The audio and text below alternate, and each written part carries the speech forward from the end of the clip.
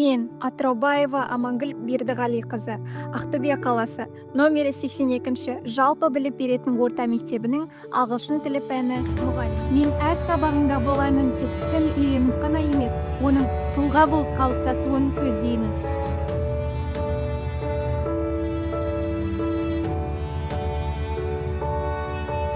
Мен өзімді жас маман ретінде жаңа идеялармен, тың серпінмен және де үздіксіз ізденіспен танытамын.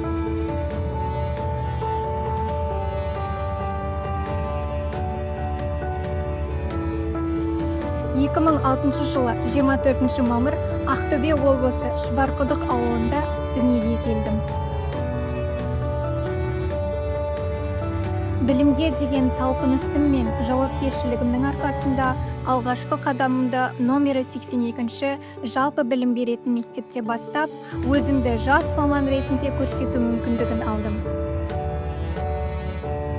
Арманымды асқақтату үшін Алматы қаласындағы номері 1-ші Алматы қазақ гуманитарлық педагогикалық колледжіне 2001 жылы грантқа түстім. 4 жыл бойы білім нәрімен сусындап, кәсіби дағдылығымды қалыптастырып, оқуымды сәтті аяқтадым.